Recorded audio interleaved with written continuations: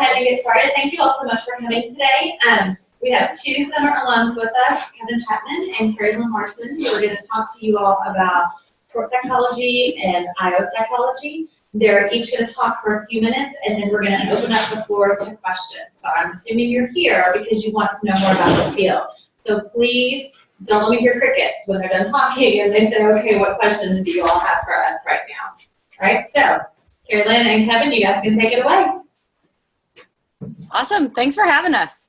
I actually like to start off with getting a little bit more about you guys. I won't make any assumptions about who's in the room. So could you raise your hand if you're a psychology major? So how many psychology majors do we have there? Okay. And so what are some of the other majors in the room? Just yell them out. BNS. International Studies. Okay, yell them out again because they were all at once. BNS. Spanish.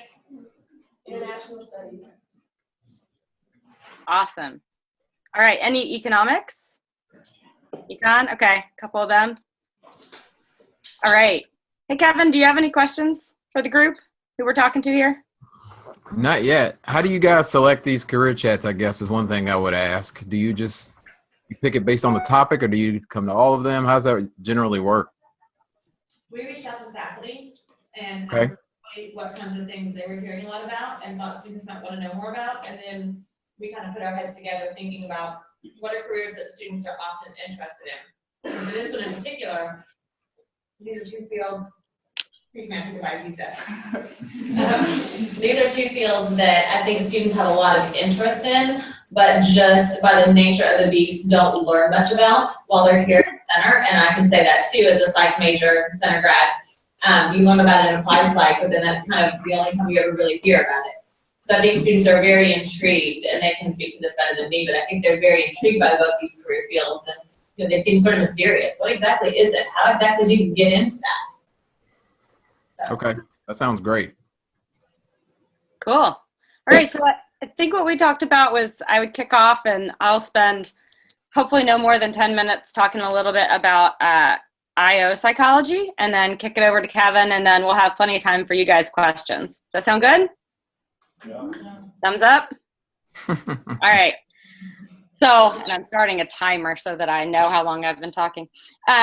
So we were asked to share a little bit of our background. We were asked to share what drew us into the field and what it's about, and then how you might break into the field if it's something that you're interested in. So I'll start a little bit with my story. I was a psych grad at Center. I graduated in 2001. And I was actually a biological psych major. I was super interested in the brain and in how the brain impacts what we do and who we are, really. And so I actually thought that I was going to go into more of a brain research. And I went down to, this is part of my journey, was I went down to University of Florida, and I was on a National Science Foundation grant to do some research. And what I found was that field, even though I loved it academically, I loved studying it. At the time, the only career choices there were really doing hardcore research in a lab. And so I spent a summer at the University of Florida in the basement of a psychology building working with rats.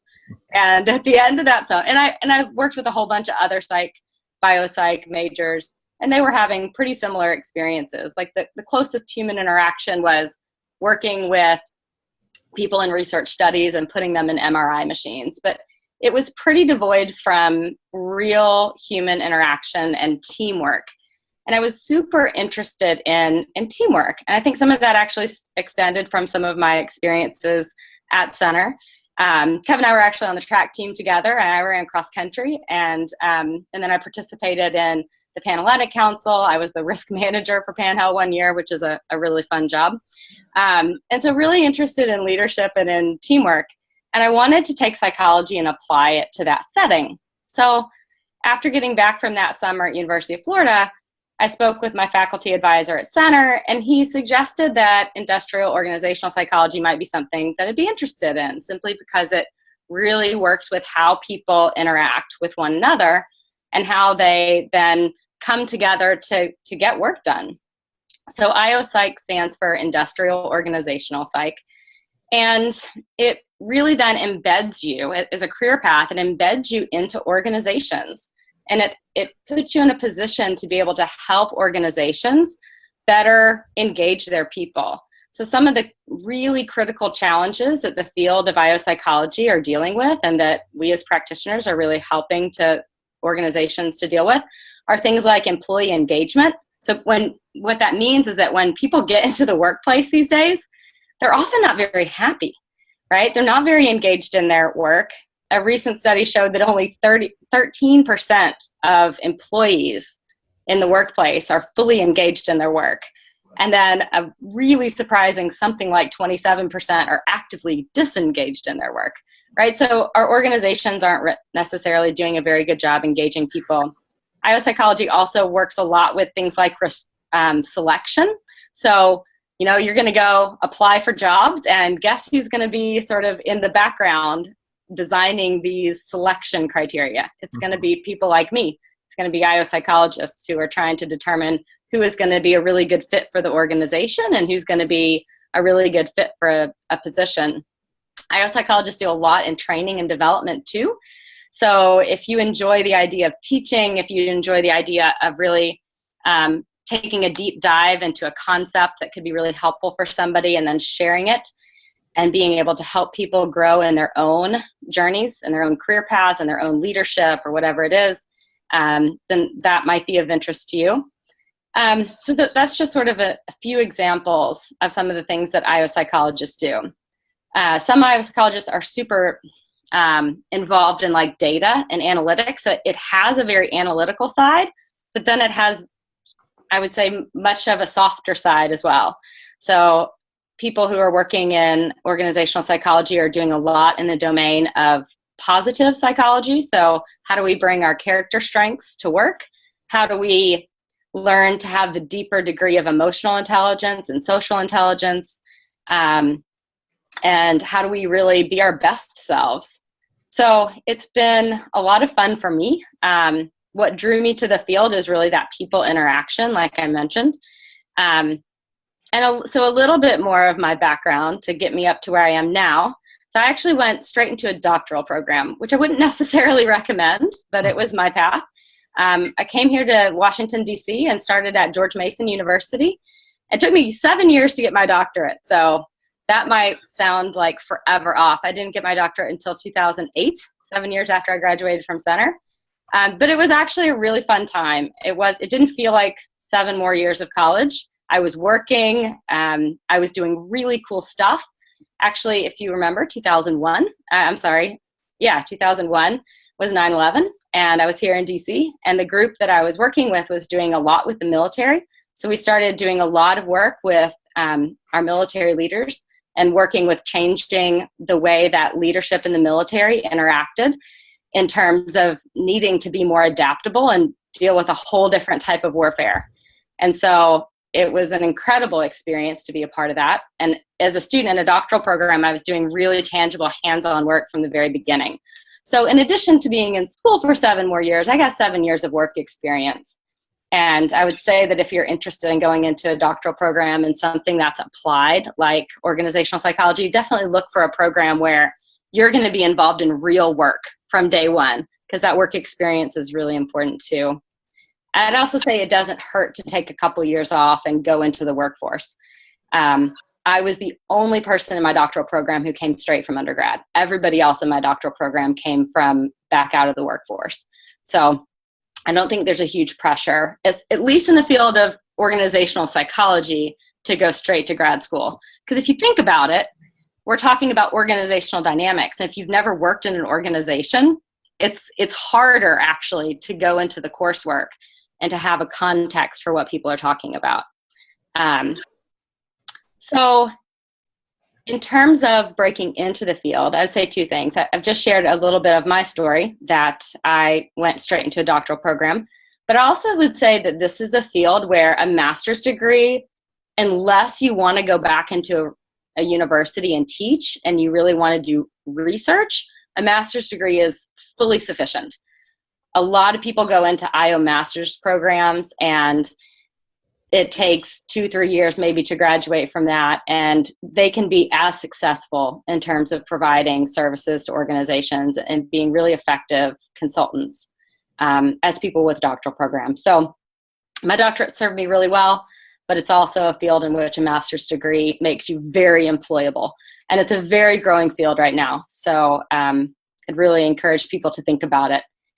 My last part of my personal journey was actually going beyond my doctorate.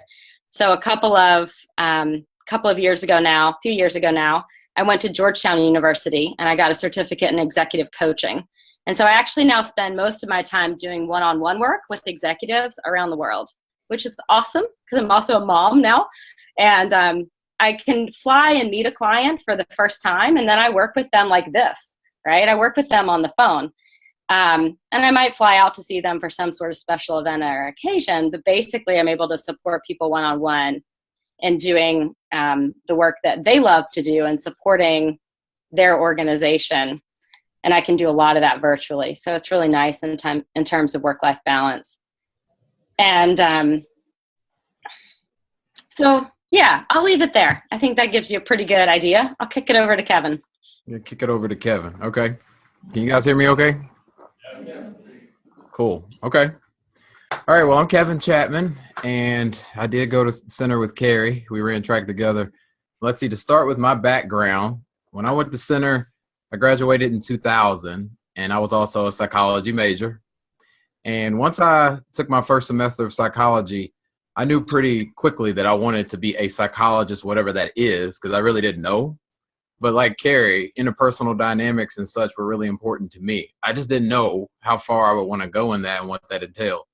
So nonetheless, I majored in psychology and graduated in 2000 with a bachelor's in psychology. And then I made the decision, because I still wasn't sure how far I wanted to go in psychology, I went the master's route first. So once I graduated Center, I applied to master's programs, and it was pretty convenient because I was married to a Center alum too, a year after I graduated, who also went to graduate school in social work. So I decided to go to EKU in their master's program in clinical psychology so that I could determine whether or not I wanted to stop there or if I wanted to go on to a doctorate program. And I'll get into that in a minute because there is some flexibility there in terms of making the decision whether or not to go into a master's program versus a doctoral program, which we'll talk about.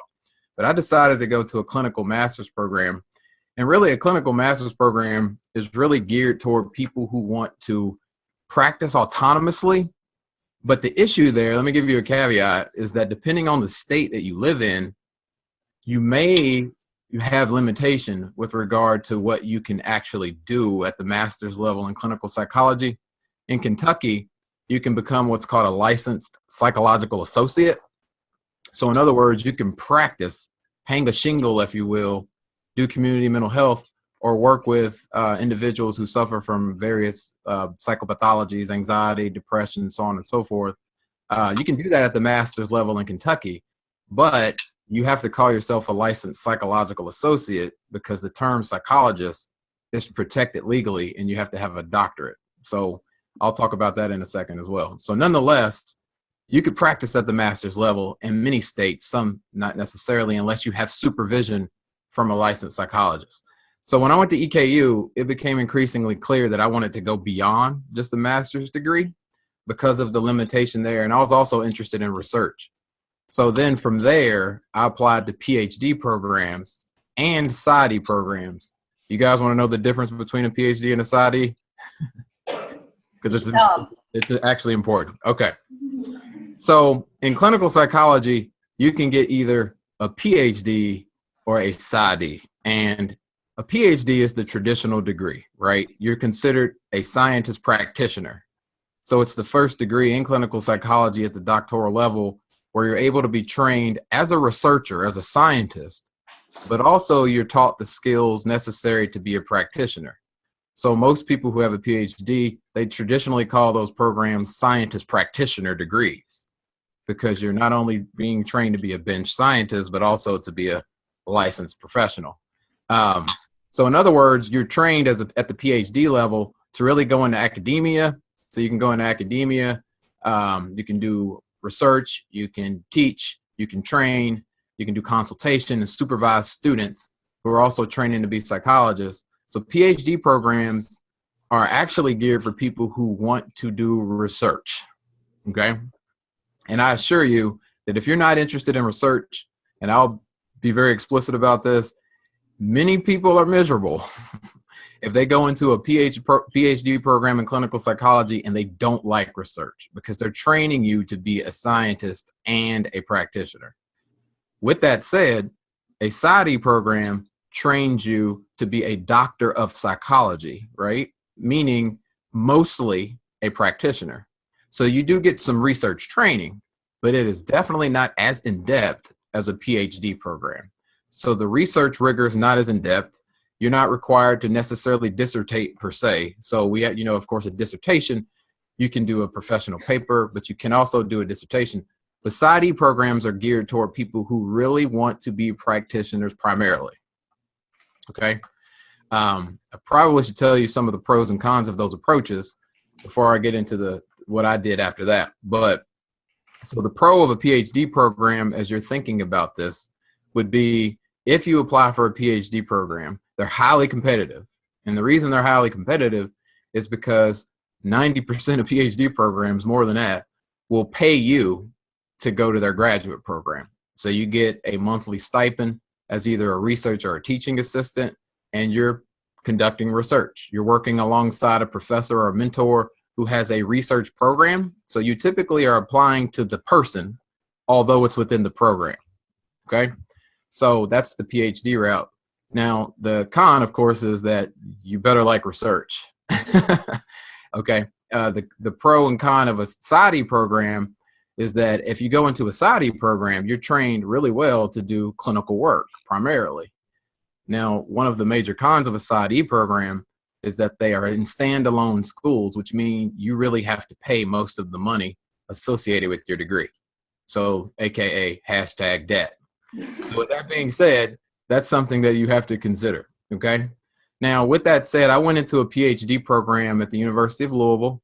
So I graduated after 4 years there with a PhD in clinical psychology.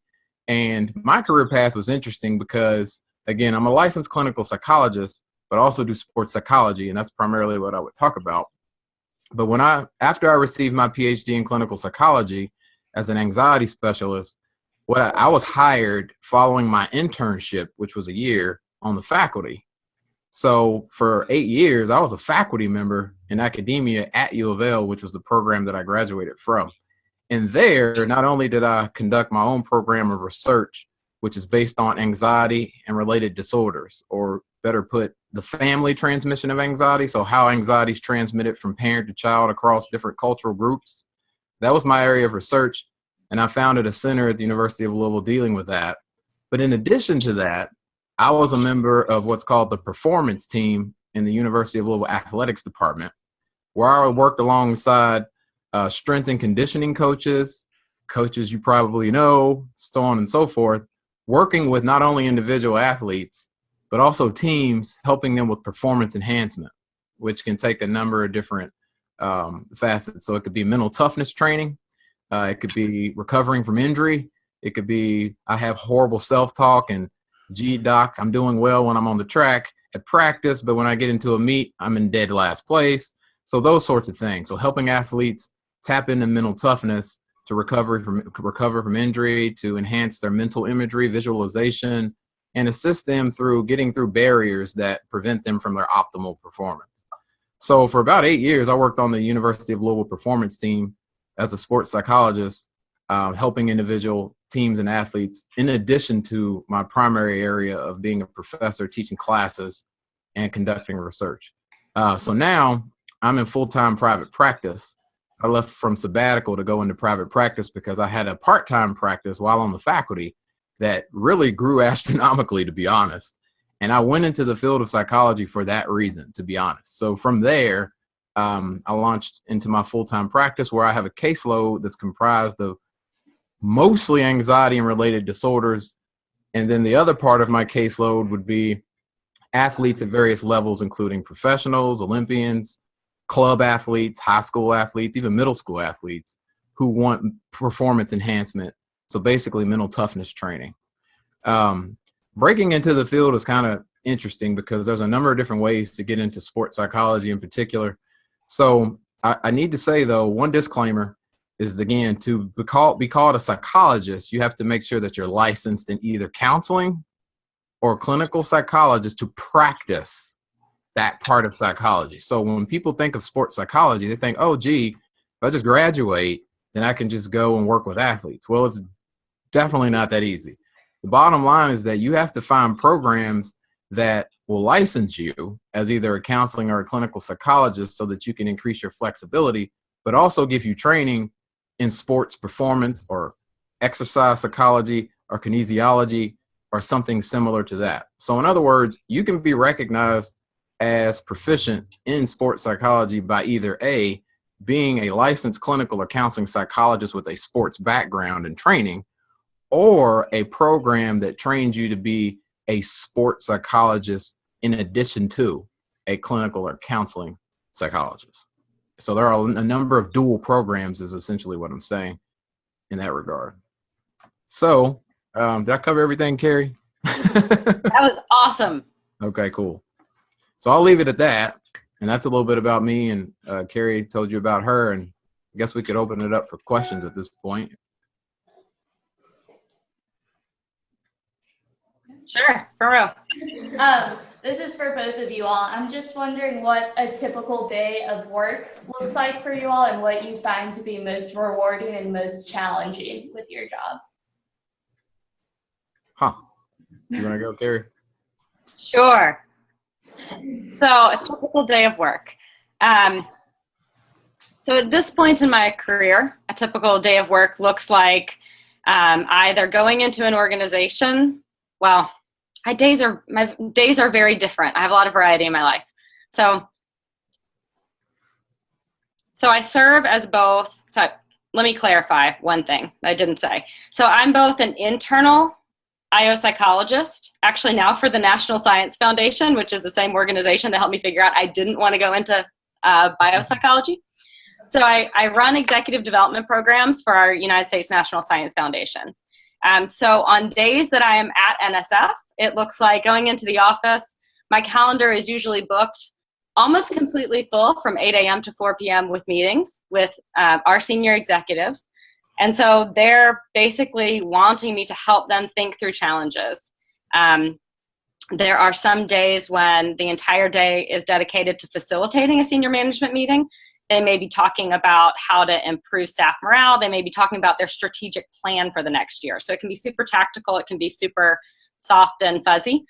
There are also, like I run executive retreats. So I'll go off for 3 days and run a retreat with a whole group of executives, either from different companies or all from the same company, and help them come together and think about how they can really take a step back, gain some perspective, gain new perspectives, and potentially emerge from that retreat as a better version of themselves. And then on days when I'm not internal to an organization, I get up, I stay in my pajamas for a long time. I write an article. I just published my first book last year. I will have maybe 2 or 3 coaching calls. So at some point I get dressed at least halfway up and get on a video conference. Yeah. And I'm actually fully dressed today, I promise. And hold a coaching session with somebody. Then I go pick up my son. That's interesting. You guys have seen Christmas Vacation.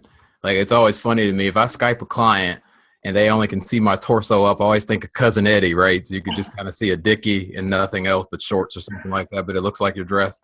Anyway, so a typical day for me would be I see probably anywhere between 5 and 7 clients per day.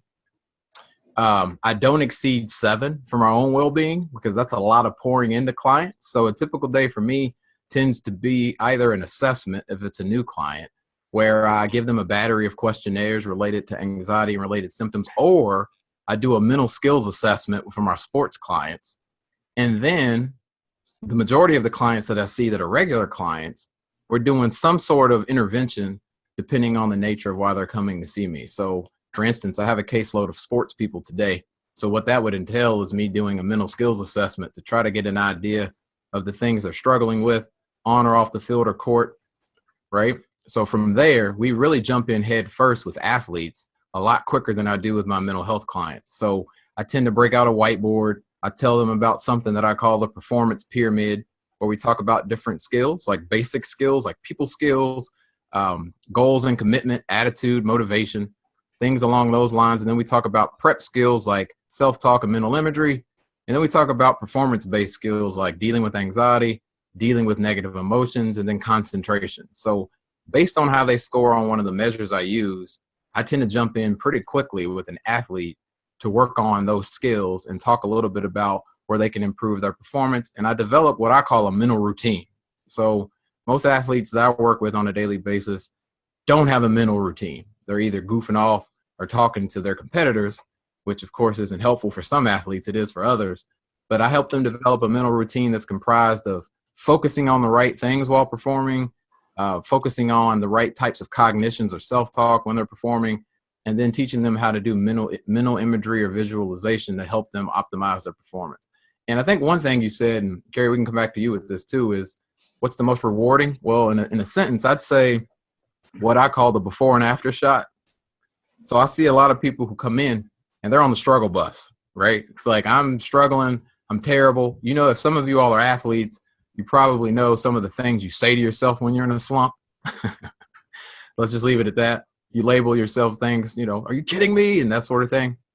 So with that said, seeing them come in initially and then seeing them leave with their optimal performances, getting scholarships, making the Olympics, so on and so forth, that's the most rewarding, hands down, for the work that I do, is seeing them when they initially come at baseline and then seeing them after the fact and them saying, thank you for helping me. Yeah, and I'll respond to that too. I think mine is somewhat similar, although I usually work with incredibly successful people. So my baseline is working with somebody who is, you know, the president of an organization. And it's not that they're not doing well, they're fantastically successful. And yet, right, they understand that what got them into that position won't necessarily make them successful in that position, or they simply have some insight that things could be different, or perhaps they could be even better than they are, that the great is the enemy, or that the good is the enemy of the great. And so it is, for me too, the before and after shot, but it's a little bit different. It's people having breakthroughs in terms of their understanding of who they are in the world. And I know that sounds very funny, but we live in these stories, right? And especially in work careers, people really build up stories about who they are, and they build up stories about what leadership is. And sometimes they need to look at that story and decide if it's really serving them. So I work with a lot of people who, again, are very high performing. Sometimes they're getting burnt out. Sometimes they are, their success is coming at the expense of others. So, I mean, I can give you one idea of a success story for me. So I started working with a gentleman about 18 months ago now, who was, again, very successful in the company. And yet when he got his mind stuck on a certain idea, he was a little like a bull in a china shop, right? So he wouldn't listen to anybody else. And he really wanted to push his own ideas forward. And that was holding him back from making the next level in the organization, from making like a VP level. He was a director. And so since working with him, he was not only offered a VP position, he was just offered a position actually working directly with the director, although he turned it down because they wanted him to move cities and he didn't want to move. So point being that other people around him saw the shift in him, and they saw that he could actually shift from getting things done by being a bit of a bully to getting things done by working with people and partnering and collaborating. Cool. Other questions? Yeah, go ahead. Yeah, they can only see the kind of back here, so you can stand at the least one little bit. As long as they can hear me. So a big thing for students now is interning before, applying for whatever it is that they want to do. And the issue with a lot of us maybe interested in clinical psychology is the patient confidentiality. Like you can't really deal directly with patients, and the only opportunity offered is research. Now, for some of us who don't really like research, that can be tough. So what would you recommend doing as ways to build up the resume? That's a really good question, and I'm glad you recognize the true reality of it being difficult because of HIPAA and confidentiality of shadowing someone who's seeing somebody who has their privacy laws and such. But, it's still possible. I think there's two things. On one hand, I think something that I did that I didn't speak to is during the summer, between semesters at Center, I worked at summer camps for mentally ill children. So, for example, I worked with a lot of kids who had externalizing problems like conduct disorder, oppositional defiant disorder, even some ADHD, and so on and so forth, at various community mental health organizations in Louisville, like 7 counties is the largest mental health consortium in Kentucky. So there are internship opportunities there often. Let's see, Timbrook Hospital.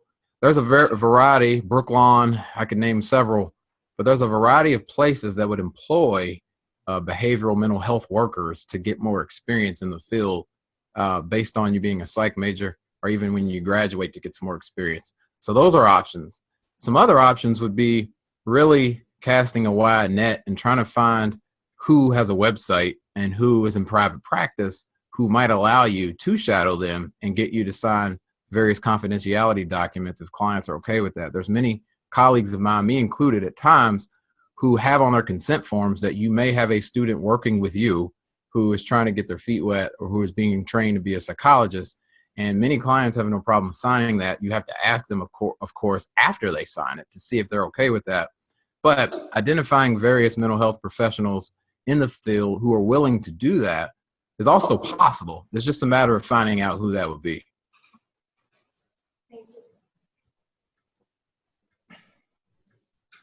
My question's for Carrie. You mentioned it, and I've heard it this year, that IO psychology is a growing field. I was curious how common it is to see, like right after we graduate, if I were looking into it, how common is it to see an IO field within business in today's age?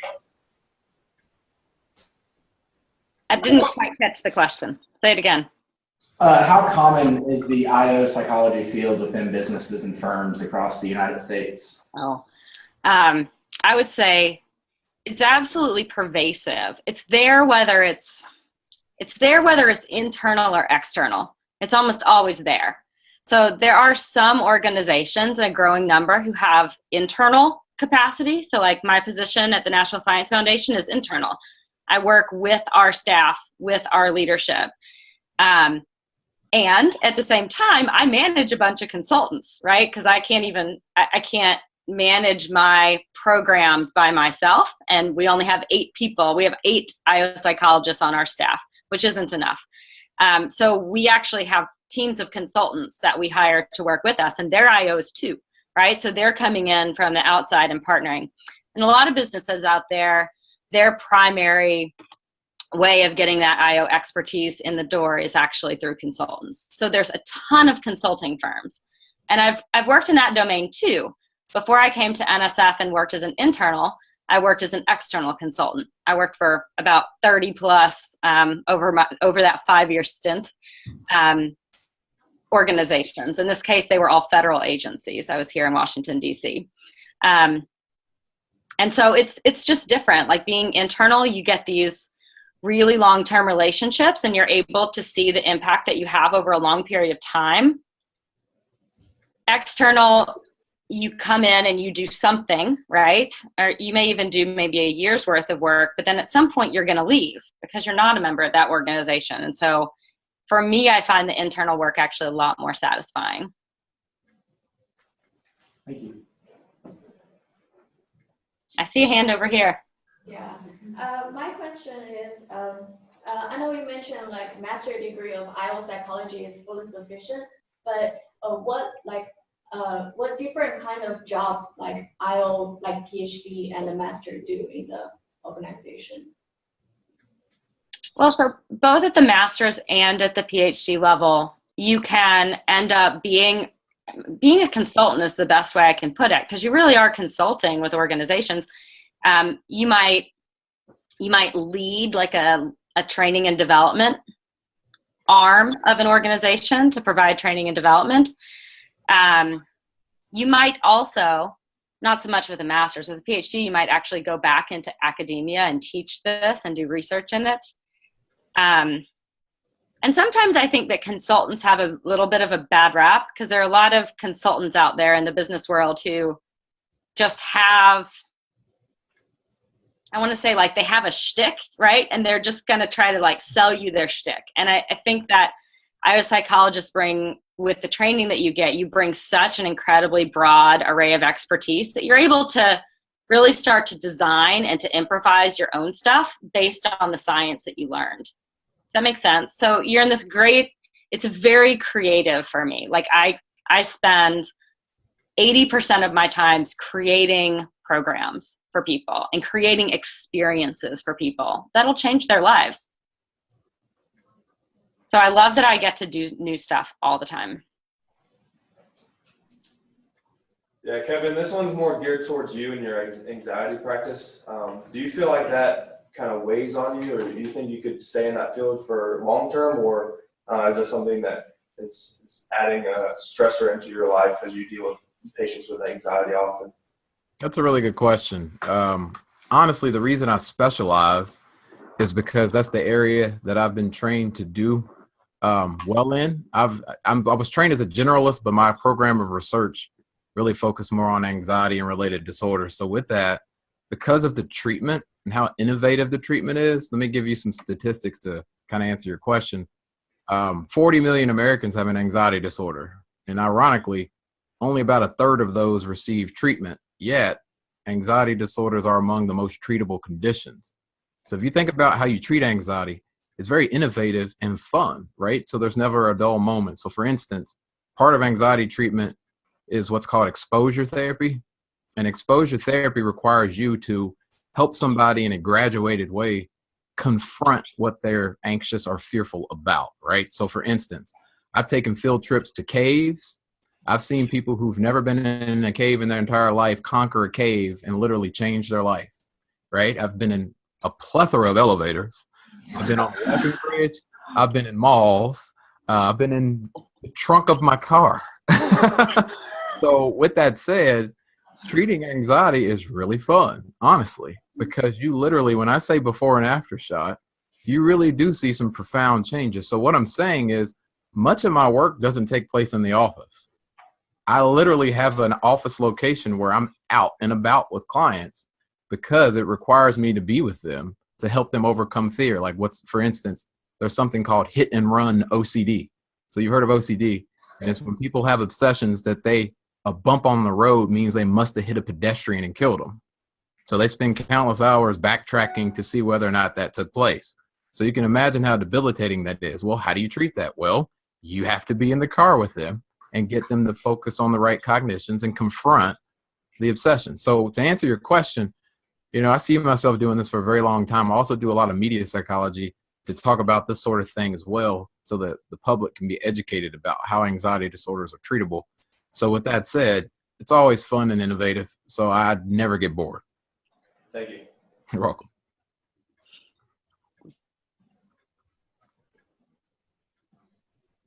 I have an IO question for you, Carrie. So do you feel like the different organizations you can work with require like different skills or techniques? Do you feel like a lot of the things that you've learned can be applied across all different kinds of organizations? That's a good question.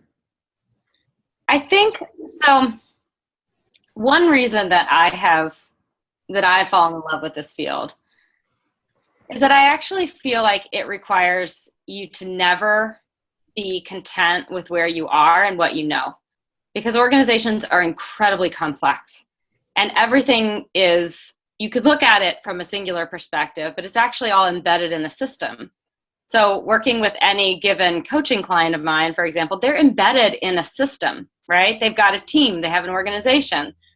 And so it's actually quite complex. And what I find is that I will work with clients, and my starting point with them is, what are you experiencing, right? What are the pain points? What's getting in your way?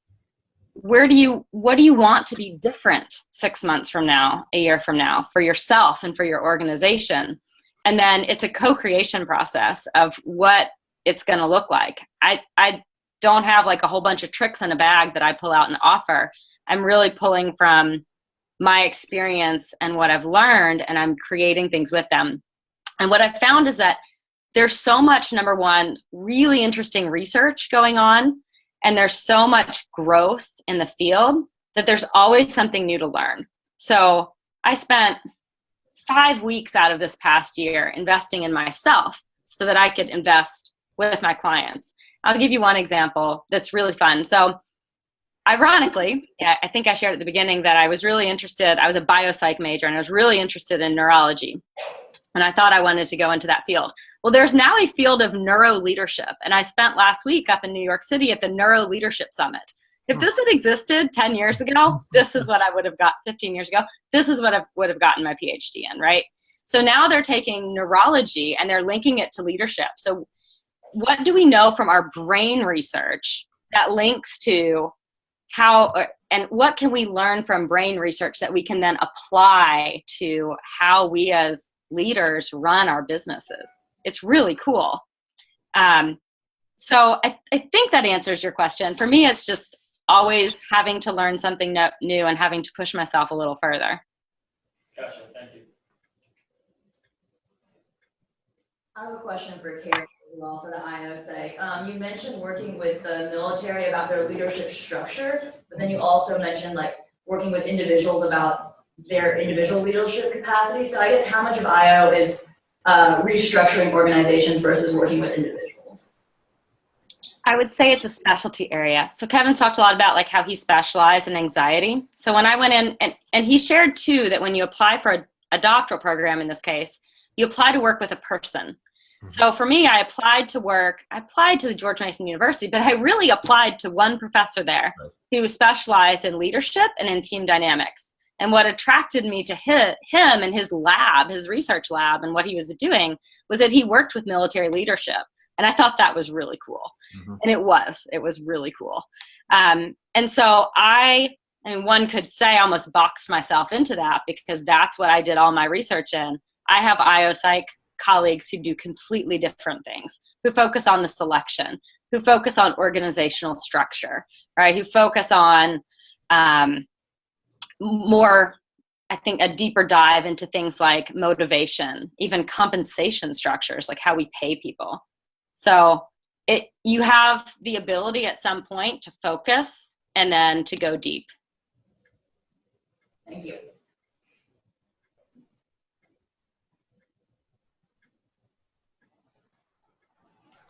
Carrie, can you talk a little bit about if a student wants to sit out for a couple of years before they go and get their master's or their PhD, what kind of experience would be the most beneficial for them wanting to get into psychology? That's a good question too. I think the most the most valuable experiences would be things like working maybe as an intern or maybe just sort of as an entry-level person at a consulting firm. I want to say in any business setting where you're able to experience the true organizational dynamics. I'm not sure it matters a lot, other than what I would say is that there are certainly a lot of jobs out there that are very independent these days, right? Where you wouldn't really be working in a team environment. You wouldn't necessarily get exposed to leadership, different levels of leadership, where you would be more like left to do your own thing.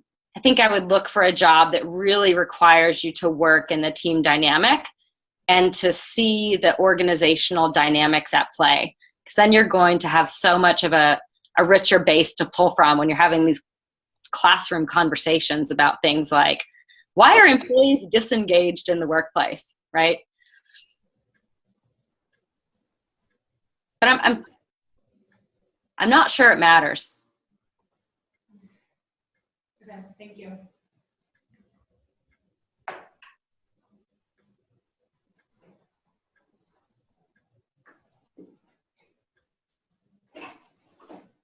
You have 9 minutes left with us. Why would you waste 9 minutes? Carrie, you said you went to school for executive coaching. How long were you in school for that? So it was a 9-month program that required like every month we basically got together for 3 or 4 full days. It was super international. There were about half of our cohort. It was a cohort-based program. About half the cohort was international. And then we had a ton of work to do on our own. We got coaching. We had to do coaching. We had to record coaching sessions, of course, and have our faculty listen to them and critique us and give us feedback. So it's more of what you'll find out there too, sort of post-college, is there are a lot of continuing education programs, sort of considered one of those. So it gives you a certificate. And then there's a credentialing process for coaching that gets a little bit more like the clinical side, where you have to have a ton of hours to actually get certified as a coach. Thank you.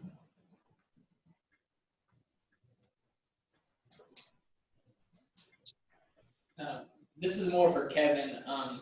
Could you speak to, or I guess talk about how psychologists and psychiatrists work together? I guess as far as in a single firm, or just in how they refer patients, and what I guess characteristics lead you to sending patients to a psychiatrist versus a psychologist? It's a really good question. So you might want to know that I'm a business partner with a psychiatrist who's also a center grad. So, and his wife is also a center grad, and she's a pediatrician that's in our practice. So the center mafia is real. So with that being said, that's a fact. So with that being said, I collaborate with psychiatrists quite regularly. I have a very good working relationship. In fact, I'm in the process of publishing a manuscript with a psychiatrist talking about the form of therapy that I engage in and how that is in conjunction with psychotropic medication. So often what we find is that most psychiatrists will suggest, based on what they're presenting with, so in my case, it would be anxiety-related disorders. If they see someone who's having panic attacks or OCD or social anxiety, and they know that the gold standard treatment for that is cognitive behavioral therapy, I often get referrals from psychiatrists who say, I'll give you an antidepressant, which is typically prescribed for anxiety also, but I think you really need to try this therapy as well in conjunction with the medication. So more than not, I have clients who are on some type of psychotropic medication who are referred by a psychiatrist, and a large majority of my caseload are referred by psychiatrists, actually. And many of those clients ultimately would like to taper off their medication once they're finished with treatment. But many of those stay on the medication as well, particularly in the case of like severe depression. So, but since I specialize in anxiety, many of the clients that I work with taper, but ultimately I work quite well with psychiatrists, and when necessary, with the exception of a class of medication like benzodiazepines like Xanax and Klonopin, and things along those lines. Those are somewhat contraindicated in some of the treatment that I do. But aside from that, when I think that a client can benefit from some sort of antidepressant, I always collaborate with a psychiatrist in that way. Does that answer your question? Yeah, thank you. Okay, so I have one more question. In retrospect, is there anything about your center experience that you wish you had done more to prepare you for your current careers? And do you think center fully prepared you for what you're doing now? Great question. Kevin, you want to take that one first? Sure. Well, I don't think there's anything I could have done differently at center, honestly. And there's a running joke with center grads who go to graduate school, and it's a fact that center makes your graduate school experience relatively easy. And that is so true. Most any graduate program, I have 2 graduate degrees, and I assure you, they were not more difficult than center. Fact.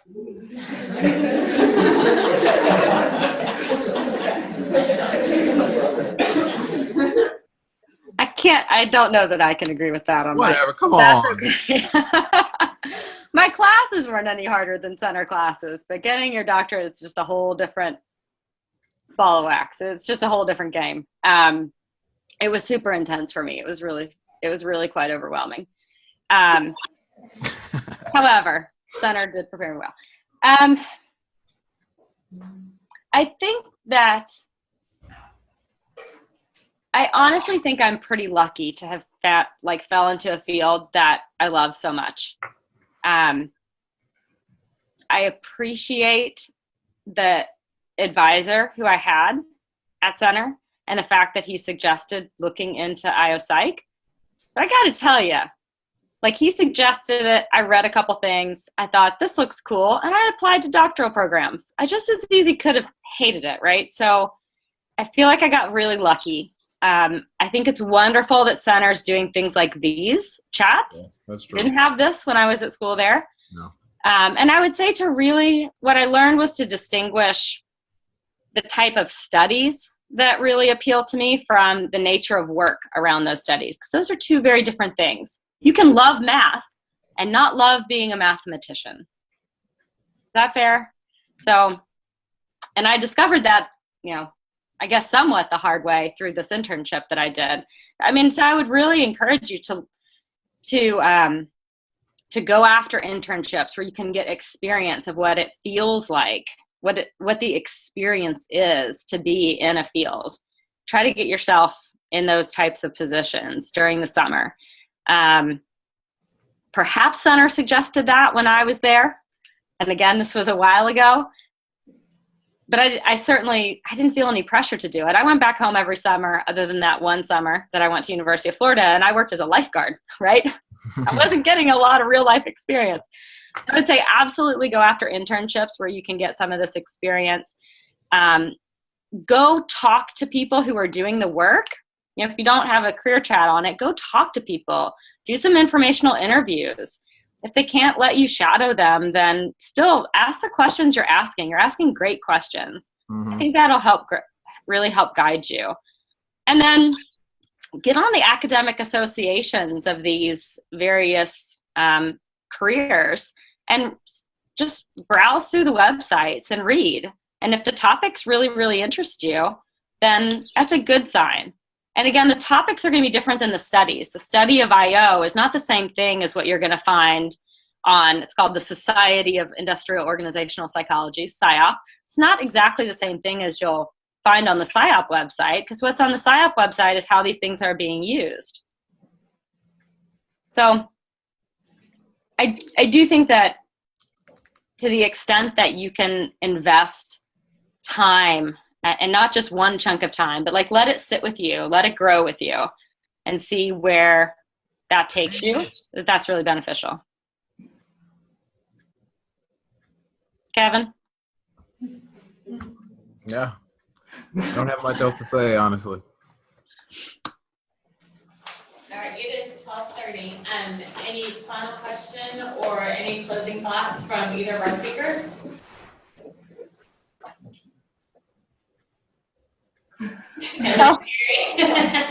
Tell your parents to pay for a career coach.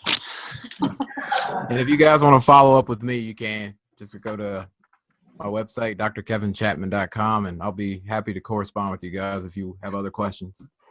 Thank you. Yeah, likewise. I think that your great facilitators there have my email address, so come give it to you.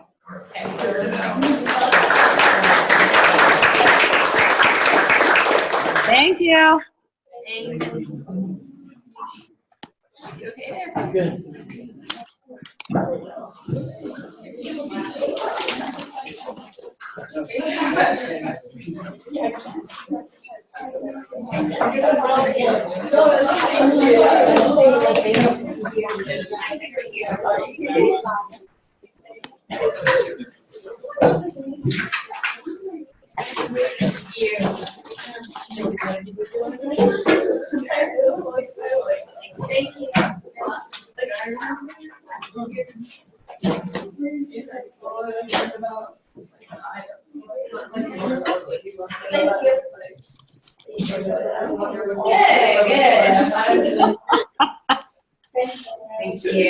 All right, thank you guys so much for coming. I really appreciate it. Sounds like everybody got a lot out of it, so. No problem. Yeah, no problem. It's fun. Thanks for having us. Kevin, this was a great way to reconnect. I know, right? Yeah. We can't be strangers, man. No, I know, not cool. Next time Yeah. I think you all said this, but are you okay if we give out like your email address or Yeah, that's fine. your other contact information? Okay, because I guarantee I'll get some questions about, hey, they said something and I want to follow up. And okay, Totally fine. okay. No problem. Well, thank you all. You have a good rest of your day. Thank you. You Thank too. you, Take you care. too. Bye, Bye, Kevin. Carrie. I'll send you an email.